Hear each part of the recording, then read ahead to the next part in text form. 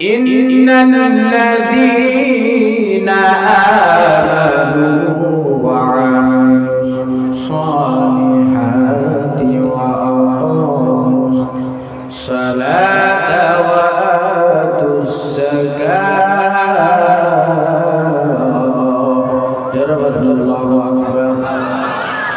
সম্মানিত হাজিরিন, মালিক ডাক দিয়ে বলেন, ইন্নাল্লাযীনা আমানু ওয়া আমিলুস সালিহাত। ঈমানদারকে ডাক দিয়ে বলেন, ও ঈমানদার শোনো, তোমার শুধু ঈমানে কিন্তু কিয়ামতের ময়দানে নাজাত পেতে পারবে না। ঈমানের সঙ্গে তোমার আমলে সালেহ লাগবে। কি লাগবে জোরে বলেন? ঈমানের সাথে আমলে সালেহ যতক্ষণ না মিশবে ততক্ষণ পর্যন্ত তুমি কিয়ামতের ময়দানে তিনটা পুরস্কার তুমি পাবে না। এক নম্বর, আমানু ওয়া আমিলুস সালিহাত। এ বাবা, দুনিয়ার হায়াত আমরা এসেছি, মা বাবার মাধ্যমে ঈমানদার হয়েছি, কালেমাওয়ালার ঘরে ঈমান, আমাদের বাপ দাদা ঈমানদার, তাই ঈমানদার। অথচ দুনিয়ার হায়াতে আমরা ঈমানকে বাঁচানোর জন্য কোনো আমল আছে কিনা দেখবেন। দুনিয়ার হায়াতে কোনো মানুষ যদি একটা চারা গাছ লাগায়, চারা গাছ, এই গাছটাকে সযত্ন যদি না করা হয় এই গাছটা আস্তে আস্তে বাড়বে নাকি নষ্ট হয়ে যাবে। চারা গাছ লাগানোর পরে দেখবেন তার চতুর্দিকে ইট দিয়ে ঘিরে দেয়, বেড়া লাগায় দেয়, অথচ এই গাছটা যখন আস্তে আস্তে সযত্নে বড় হয়, বড় হতে হতে এত বড় হয়, তখন ওই গাছের সঙ্গে আবার গরু বেঁধে রাখে, গাছের কোনো ক্ষতি হয় না। হয় কি জোরে বলেন? আর যদি চারা গাছটা রোপণ করলেন, কোনো যত্ন করলেন না, যত্ন না করার কারণে ছোট্ট ছাগলের বাচ্চা পর্যন্ত গাছটাকে খেয়ে শেষ করে দেয়। আমি আপনিও যেমন ঈমান পেয়েছি মা বাবার কাছ থেকে, জন্মগ্রহণ করেছি ঈমানদারের ঘরে, ঈমান পেয়েছি, অথচ এই ঈমানটাকে বাঁচানোর জন্য আমাদের বেড়া বা পরিচর্যার নাম হলো আমলে সালেহ। কথা বলেন ঠিক কিনা? দুনিয়ার হায়াতটাই শেষ না বাবা, দুনিয়ার হায়াতটা মালিক দান করেছেন, দুনিয়া মাজরাতুল আখিরাহ। দুনিয়াটা হলো আখিরাতের শস্য ক্ষেত। দুনিয়ার হায়াতে যে যতটুকু ইবাদত করে যাবে আল্লাহ তাআলা কিয়ামতের ময়দানে এর প্রতিদান জাযা দান করবে। বলেন সুবহানাল্লাহ।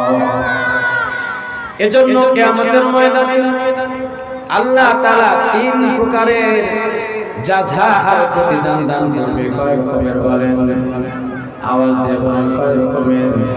মালিক আমার আল্লাহ ডাক দিয়ে বলেন, লাহুম আজরুহুম ইনদা রাব্বিহিম ওয়ালা খাউফুন আলাইহিম ওয়ালা হুম ইয়াহজানুন। যারা এই তিনটা দিনের বাইরে বের হয়ে আসবে, কাফের হবে না, আহলে কিতাব হবে না, মুশরিক হবে না, ইসলামকে গ্রহণ করে নেবে, মালিক আমার আল্লাহ তাআলা ডাক দিয়ে বলেন, শোনো, আমি রব তোমাদেরকে তিনটা পুরস্কার দান করব। আওয়াজ দিয়ে বলেন, কয়টা? তিনটা পুরস্কার তুমি তখনই পাবে যখন তোমার মধ্যে তিনটা গুণ পাওয়া যাবে। তিনটা গুণের বদলায় আল্লাহ তাআলা তিনটা পুরস্কার দান করবেন। কয়টা গুণ জোরে বলেন? গুণ লাগবে কয়টা? পুরস্কার পাবেন কয়টা? আমার আপনার মালিক ডাক দিয়ে বলেন, ইন্নাল্লাযীনা আমানু ওয়া আমিলুস সালিহাতি ওয়া আকামুস সালাতা ওয়া আতুস যাকাত।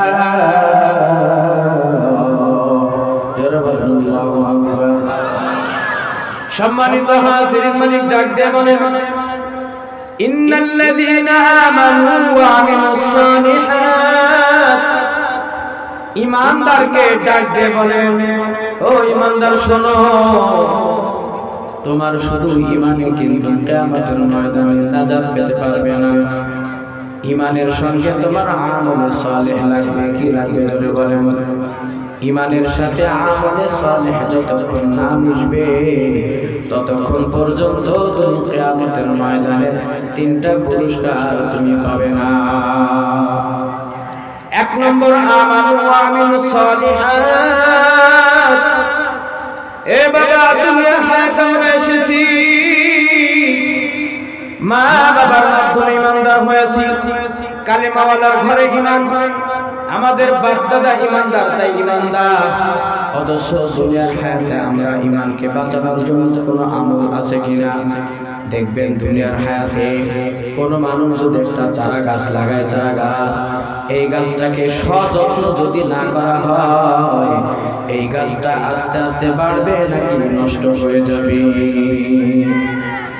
চারা গাছ লাগানোর পরে দেখবেন তার চতুর্দিকে ইট দিয়ে ঘিরে দেয়, বেড়া লাগায় দেয়। অথচ এই গাছটা যখন আস্তে আস্তে সযত্নে বড় হয়, বড় হতে হতে এত বড় হয়, তখন ওই গাছের সঙ্গে আবার গরু বেঁধে রাখে, গাছের কোনো ক্ষতি হয় না। হয় কি জোরে বলেন? আর যদি চারা গাছটা রোপণ করলেন, কোনো যত্ন করলেন না, যত্ন না করার কারণে ছোট্ট ছাগলের বাচ্চা পর্যন্ত গাছটাকে খেয়ে শেষ করে দেয়।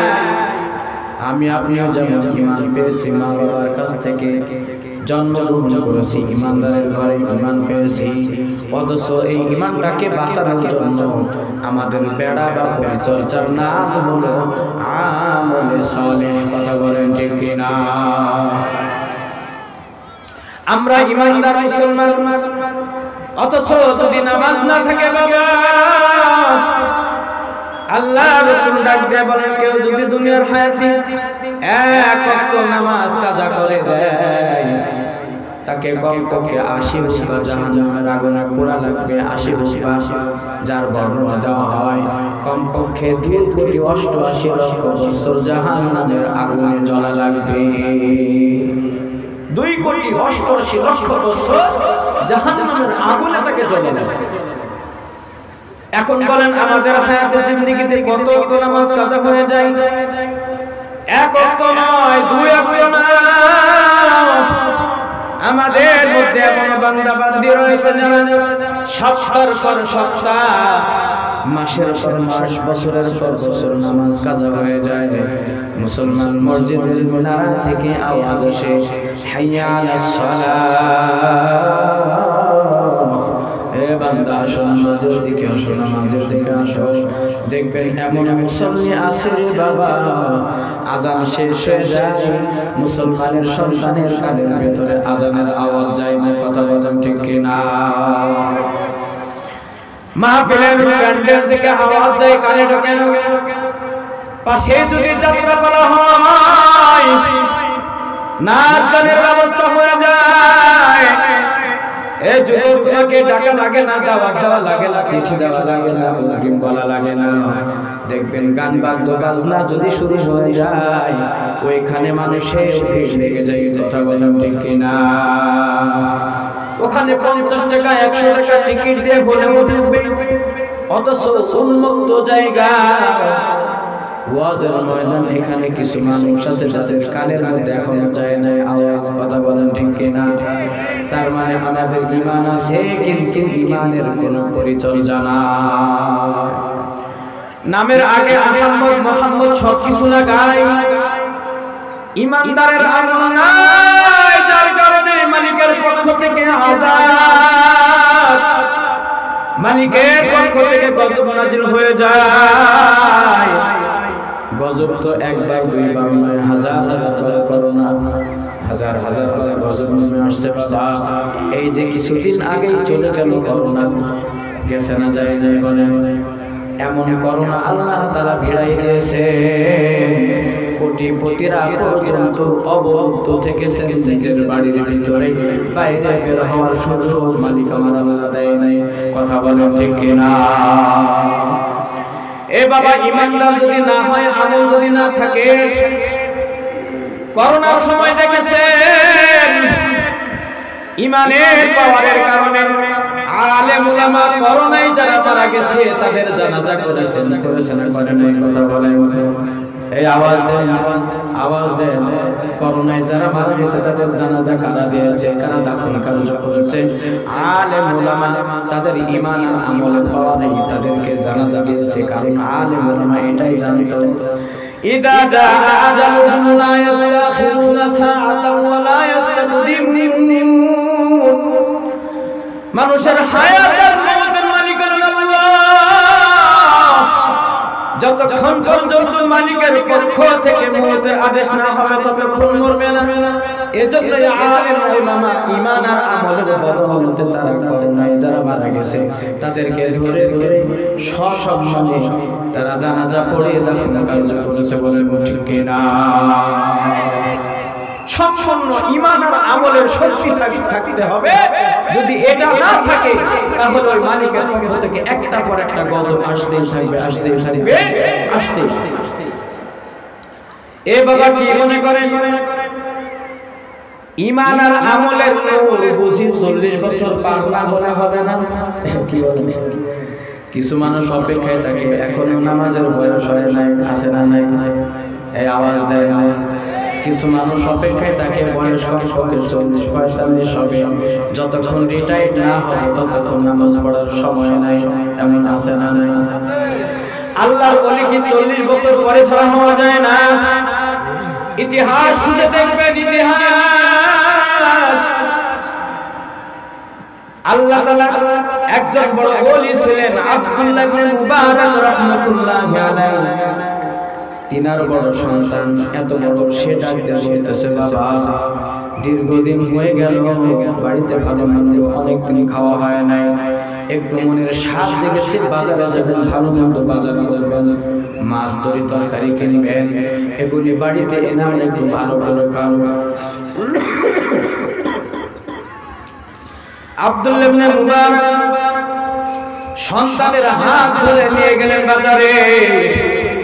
বাজার করছেন, ঝুড়িটা বোঝায় পড়েছেন। এখন তিনি ঝুড়ির বোঝাটা একজন কুলি খুঁজতেছেন। কুলি যেই কুলির মাথায় দিয়ে তাকে ভাড়া দিয়ে বাড়ি পর্যন্ত নিয়ে যাবে। বাজারের ভিতরে আব্দুল্লাহ ইবনে মুবারক সন্তান আর বাজার কুলি নিয়ে ঘুরতেছেন। একটা কুলির সন্ধানে কার মাথায় দিয়ে তাকে নিয়ে যাব। দীর্ঘ সময় পার হয়ে গেল। হঠাৎ করে বাজারের কোণ থেকে একটা সন্তান, কিশোর বয়সী, সর্বোচ্চ 10 থেকে 12 বছর বয়স হবে, এই সন্তানটা এসে বলতেছে, হুজুর দীর্ঘ সময় লক্ষ্য করে দেখলাম আপনি কি জানি খুঁজতেছেন, আপনি একটু বলেন আপনি কি তালাশ করতেছেন, আমি আপনার ব্যবস্থা করে দেই। আব্দুল্লাহ ইবনে মুবারক ডাক দিয়ে বললেন, বাবা রে, আমি আমার সন্তানের জন্য হাট বাজার করছি, হাট বাজার আমি বাড়ি পর্যন্ত নিয়ে যাবে, একজন কুলি খুঁজতেছি। দীর্ঘ সময় পার হয়ে গেল, আমি কুলি খুঁজে পাইলাম না। ওই কিশোর বয়সী সন্তানটা সর্বোচ্চ 12 বছর বয়স হবে। সন্তানটা ডাকতে বলতেছে,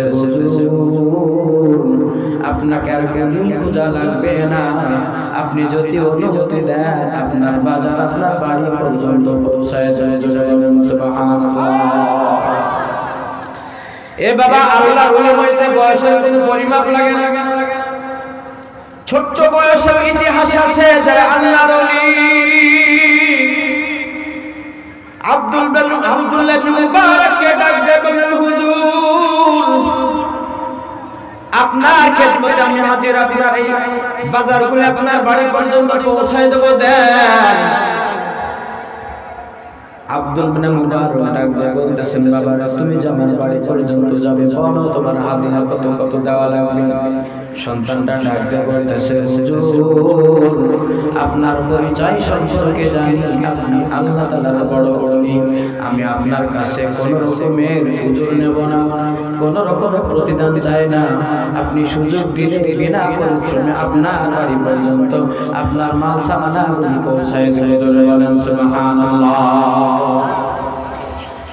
এবার ডাক দিয়ে বলেন, হুজুর শর্ত হলো চলতি পথে যেখানেই আযান হয়ে যায় আপনি একটু অনুমতি দেবেন, আমি ওখানেই নামাজ আদায় করব, নামাজটা যেন আমার কাজা না হয়ে যায়। হুজুর ডাক দিয়ে বলতেছেন, বাবা রে তুমি তুমি যে প্রস্তাব করেছো আমিও তো ওই দলেরই, জোরে বলেন সুবহানাল্লাহ। হুজুর সঙ্গে নিয়ে হাঁটতে শুরু করলেন। চলতে চলতে চলতে চলতে চলতে চলতে জোহরের আযান হয়ে গেল। যেখানেই আযান হয়ে গেল মাথার বাজারটা নামাইলেন, হুজুরকে নিয়ে নামাজ আদায় করলেন। হুজুর সঙ্গে করে ছেলেটাকে নিয়ে গেলেন। যাওয়ার পরে হুজুর চিন্তা করলেন, সন্তানটা আমার জন্য এত বড় স্যাক্রিফাইস করলো, আমার কাছে কোনো প্রতিদান চাইলো না। সন্তানটাকে বললেন, বাবা তুমি বসো, অল্প সময়ের জন্য আমি তোমার খানার ব্যবস্থা করে। বলেন সুবহানাল্লাহ। সুবহানাল্লাহ বলার জন্য রেডি দেখবেন না। সন্তানটা ডাক দিয়ে বলতেছে, হুজুর আমি আপনার বাড়িতে মেহমান হয়েছি, আপনি প্রস্তাব দিয়েছেন আপনার খানা আমি জানি হালাল খাদ্য, তবে আমি আপনার খানা আপনার খাদ্য গ্রহণ করতে পারলাম না, কারণ আমি সারা দিন রোজা আছি। জোরে বলেন সুবহানাল্লাহ।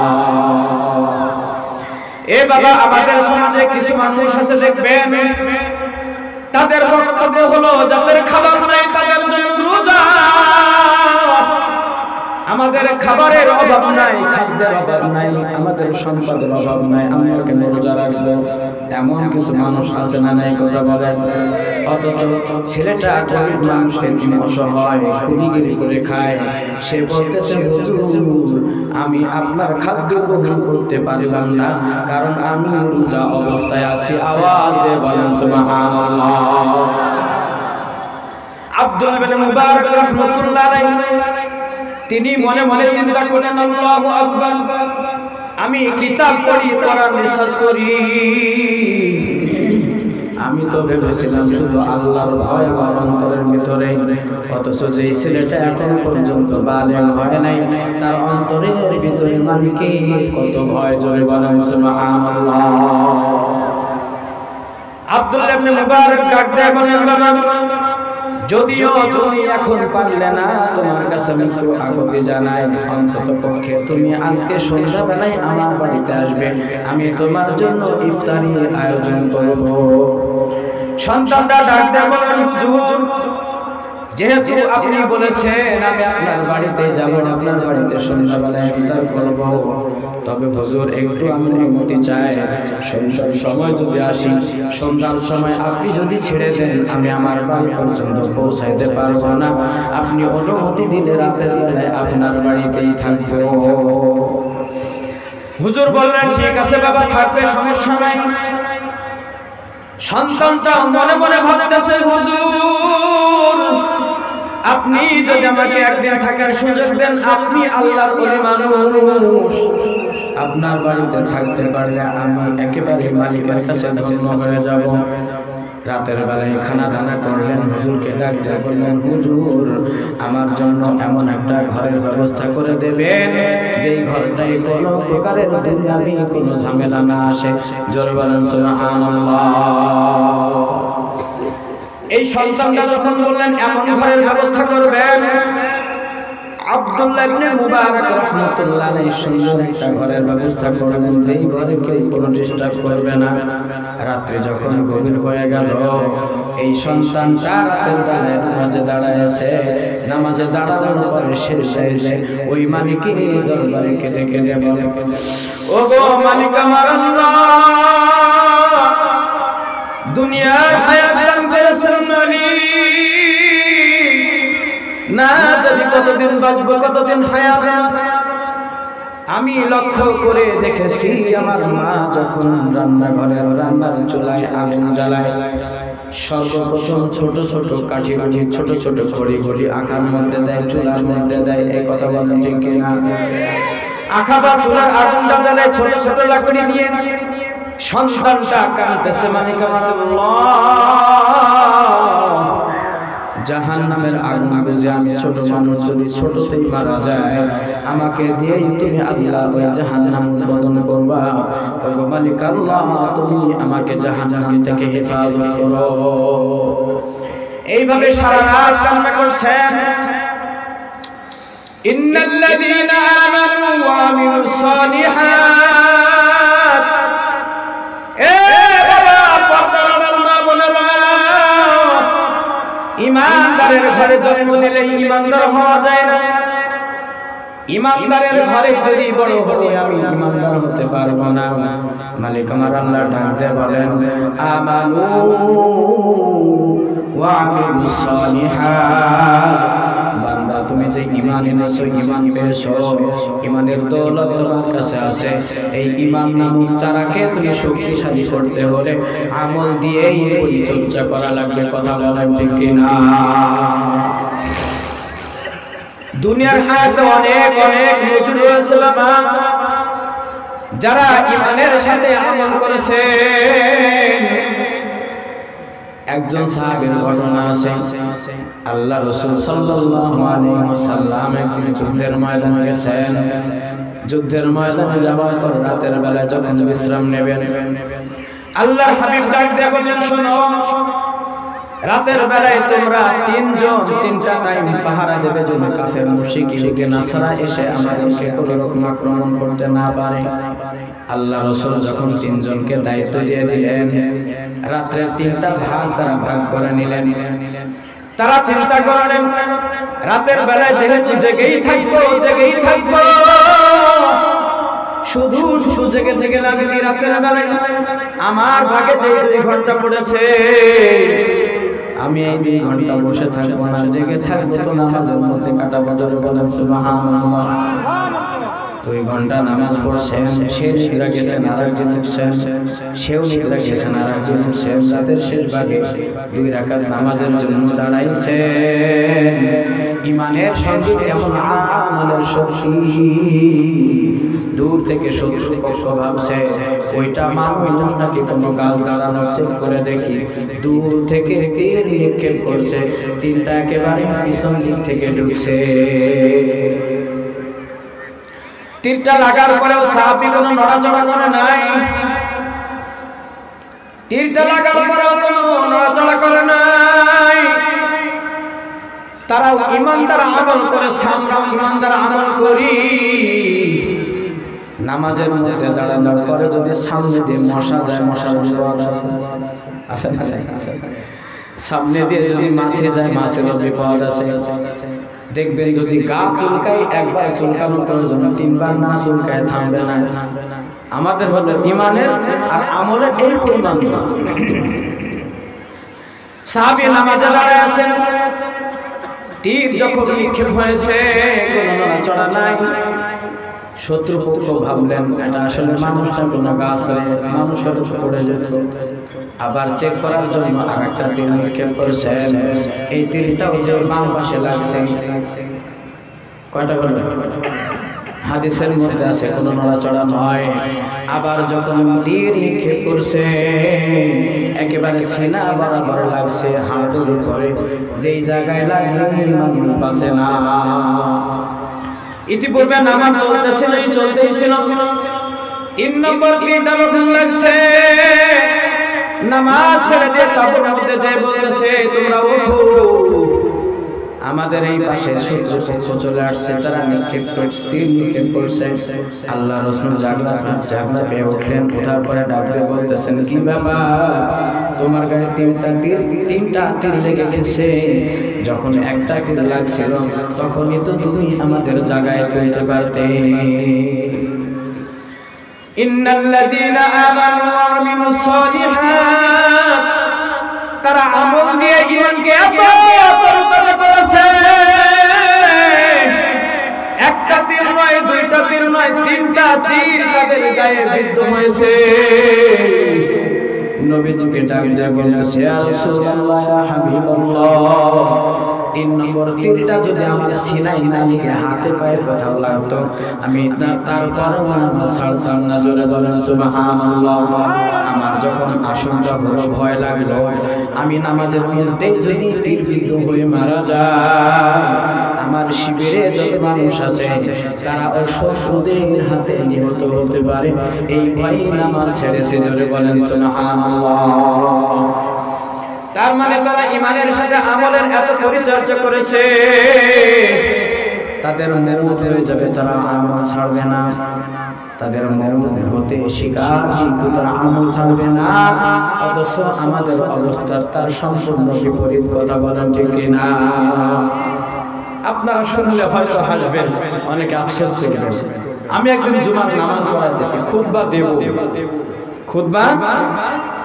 দেব এমন সময় প্রচন্ড মেঘ হয়েছে, বৃষ্টি নামবে। দেখবেন গ্রামের সাধারণ মানুষ এগুলি ভালো বোঝে, কখন বৃষ্টি নামবে এটা তারা জানে। তো এমন সময় বৃষ্টির আবহাওয়া আসছে, ওই সময় মানুষের পাট বাইরে বেড়ে দিয়েছে, পাট শুকায় না। খুতবা দেব এমন সময় ৫-৭ জন বের হয়েছে, দৌড় দিয়েছে। আমরা কি সমস্যা বলতেছে, হুজুর বাইরে পাট মেলা আছে, তো পাটগুলি ভিজে যাবে। আপনারা বলেন, জুমার নামাজের গুরুত্বপূর্ণ সময় হলো ইমাম সাহেব যখন খুতবা দেয়, ওই সময় কথা বলা যাবে না, নড়াচড়া করা যাবে না। অথচ আমাদের ইমানের আমলের এত পাওয়া, মসজিদ থেকে বের হয়ে দৌড় দেয় পাট উঠানোর জন্য। ইন্নাল্লাযীনা আমানু ওয়া আমিলুস সালিহাত, হে মুমিন বান্দা বান্দী, ইমানদারের ঘরে জন্ম নিলে ইমানদার হওয়া যায় না।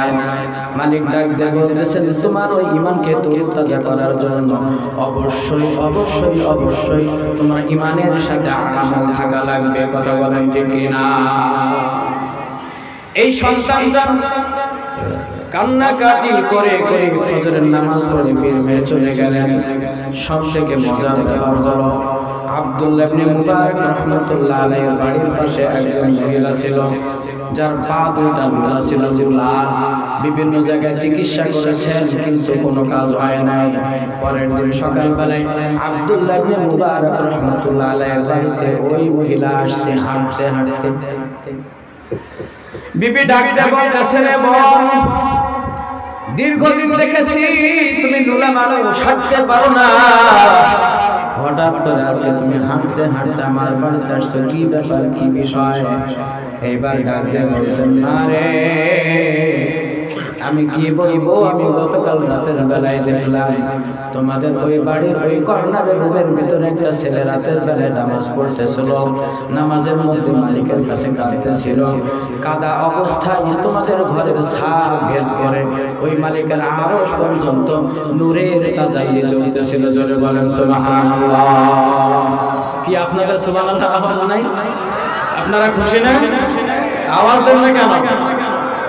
একজন শিশু সন্তান ছোট 10 থেকে 12 বছর, এমন হায়াতে সে আল্লাহ তাআলার মকবুল বান্দা হয়েছে।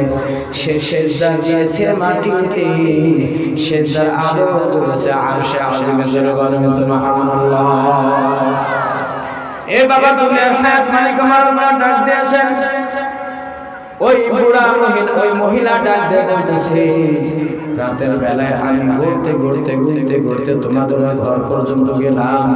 যাওয়ার পরে মালিকের দরবারে হাত উঠে কান্না করলাম। জীবনে কত ডাক্তার দেখাইলাম, কবিরাজ দেখাইলাম, কত মানুষের কাছে যাওয়ার পর করলাম, আমার এই রোগ থেকে কোনো মুক্তি পায় নাই। আজকে এই যে ছোট্ট সন্তান না মালিকের কাছে কাঁদতেছে, আজকে তুমি তার ছিলাই, আমাকে মাফ করে দাও। বলেন সুবহানাল্লাহ। একজন নেককারের উসিলায় একজন রোগী পর্যন্ত আল্লাহ তাআলা মাফ করে দেয়। জোরে বলেন সুবহানাল্লাহ। সম্মানিত হাজিরিন, আমাদের ঈমান আর আমলকে মজবুত করা লাগলে আল্লাহ তাআলা বলেন, তোমাদের ভিতরে কিছু আমল থাকা লাগবে, বিশেষ আমল।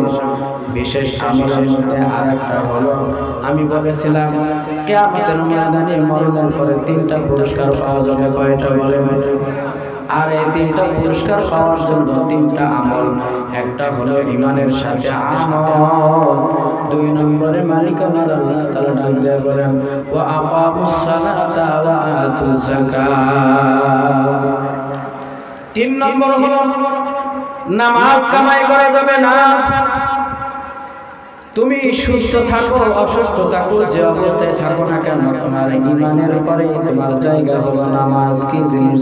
বলেন বলেন তো, কোন বান্দা কোন বান্দি লাখ লাখ টাকা খরচ করে প্রত্যেক বছরে হজ করে, কিন্তু নামাজ পড়ে না?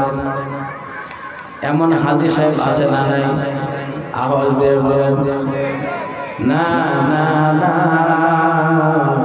মালিক আমার আল্লাহ ডাক দিয়ে বলেন, 1 নম্বরে ঈমান, 2 নম্বর হলো নামাজ, 3 নম্বরে হলো রোজা, 4 নম্বরে যাকাত, 5 নম্বরে গিয়ে তোমার হজ। কথা বলেন ঠিক কি না? সুতরাং মালিক আমার আল্লাহ ডাক দিয়ে বলেন, আকামুস সালাত, তুমি যাই করো না কেন তোমাকে অন্তত পক্ষে ওই রবের নামাজ পড়া লাগবে। কি পড়া লাগবে? নামাজ পড়া যাবে তো ইনশাআল্লাহ? নামাজ পড়া যাবে তো ইনশাআল্লাহ? আল্লাহ কবুল করুন, আমিন। এটা হলো 3 নাম্বার। 2 নাম্বার, 3 নম্বর হলো মালিক আমার আল্লাহ তাআলা ডাক দিয়ে বলেন, ওয়া আতাউজ যাকাত। কি জিনিস ধরে বলেন? যাকাত প্রদান করো। যাকাত 2 রকম। কয় রকম বলেন? একটা হলো ফরজ আর একটা হলো নফল। একটা ফরজ আর একটা কি? ফরজ বলা হয় আপনার সমুদায় মালের হিসাব করে প্রতি বছরে আপনাকে হিসাব করে শতকরা 2.5% দেওয়া লাগবেই লাগবে। এটা হলো ফরজ, এটা হলো যাকাত, ফরজ যাকাত। এছাড়াও বছরের যখন তখন যে কোনো সময় দান করা, এটা হলো নফল যাকাত। কিসের যাকাত জোরে বলেন? কি? এজন্য আমরা সব করতে রাজি আছি, অথচ যাকাত দিতে রাজি নাই। কি বলেন? সব করতে রাজি আছে, হুজুর যাই বলেন দান করতে রাজি নাই। এমন আছে না? আপনারা জানেন আজকের এই মাহফিলটা পাইকপাড়া দারুল উলুম কওমিয়া হাফিজিয়া মাদ্রাসা। এখানে সন্তানরা কি শেখে বলেন তো? কোরআন শেখে। কোরআন এটা কার বাণী? অনেকে সন্দেহ আছে, যেন আস্তে বলতেছে কোরআন কার বাণী? আওয়াজ দেবেন, কার বাণী? ইন্না নাহনু নাযালনা যিকরা ওয়া ইন্না লাহু লাহাফিজুন। মালিক ডাক দিয়ে বলেন, কোরআন আমি দুনিয়ার বুকে পাঠিয়েছি। নাযালনাল কুরআন, আমি কোরআন দুনিয়াতে পাঠিয়েছি। কোরআনকে হেফাজতের দায়িত্ব আমি রবের। কার জোরে বলেন? রব আমার মালিক আল্লাহ ডাক দিয়ে বলেন, কোরআনকে আমি নিজে হেফাজত করব। তাছাড়াও মালিক ডাক দিয়ে বলেন, হ্যাঁ দেখেন যদি রাস্তার ভিতরে কোনো মিছিল বের হয়, মিছিল বের হয়, ওই দলের সঙ্গে যারা যারা দেখবে, যারা যারা ভিড়বে, তারা ওই দলের মিছিলে শরীক হয়ে যায়। কথা বলেন ঠিক না? এখন যদি জামাত ইসলামের মিছিল বের হয়ে যায়, সাধারণ যে কোনো মানুষ যদি ওই মিছিলে শরীক হয়ে যায়, সবাই বলবে বিশাল মিছিল। কার মিছিল? জামাত ইসলামের মিছিল। বলবে কি বলবে না? আওয়ামী লীগের যদি মিছিল বের হয়, যে ওর মধ্যে ঢুকবে সবাই হয়ে যাবে আওয়ামী লীগ। কথা বলেন ঠিক না? এই আমি কোন দলের কথা বলতেছি না। যদি বিএনপি মিছিল বের হয় রে বাবা, ওই দলে যারা যারা পড়বে, যারা যারা ঢুকবে, বলবে এই বিশাল মিছিল বিএনপির মিছিল। কথা বলেন ঠিক না? এখন যদি কোরআনের মিছিল হয়, কোরআনের মিছিলের সঙ্গে সঙ্গে যারা থেকে বলবে আমিও কোরআনের মিছিলে শরীক হই না, তারাও কি মালিকের কোরআনের মিছিলে মিলবে না? মিলবে না? আওয়াজ দিয়ে বলেন। মালিক আমার আল্লাহ ডাক দিয়ে বলেন, আমি কোরআন হেফাজতের দায়িত্ব নিয়েছি। এটা হলো আল্লাহর মিছিল। কার মিছিল জোরে বলেন? এই কোরআন হেফাজতের মিছিল কার বলেন তো? এটা কোনো দলের মিছিল নাকি? আওয়াজ দিয়ে বলেন। কোরআন হেফাজতের মিছিল হলো আমার আল্লাহ। সুতরাং মিছিলের মধ্যে যদি আমি শরীক হয়ে যাই, তাইলে কোরআন হেফাজতের মিছিলে আমি শরীক হয়ে গেলাম। আপনি যদি শরীক হন কোরআনের মিছিলে, আপনিও শরীক হয়ে গেলেন। সুতরাং কোরআন হেফাজতের দায়িত্ব আল্লাহ। এই আল্লাহ কোরআনকে হেফাজতের মাধ্যম যারা হবে, তারাও ময়দানে মাহশার কোরআনের মিছিলের সাথে সাথে আল্লাহ জান্নাতে চলে যাবে। বলেন সুবহানাল্লাহ। এ বাবা, আপনারা জানেন মাদ্রাসাগুলি সরকার তেমন লালন পালন করে না। বলাই হয়েছে কওমিয়া মাদ্রাসা, এটা হলো জাতীয় মাদ্রাসা, এটা হলো জনগণের মাদ্রাসা। আজকে মাদ্রাসার একটা ইট ক্রয় হয়েছে, আপনি কি জানেন? আপনার একটা টাকার বড় গতি। কথা বলেন ঠিক কিনা? মাদ্রাসার এক বস্তা সিমেন্ট ক্রয় করা হয়েছে আপনার 500 টাকার বড় গতি। মাদ্রাসার একটা পিলার খাড়া করা হয়েছে আপনার 10,000 টাকার বদলে কথা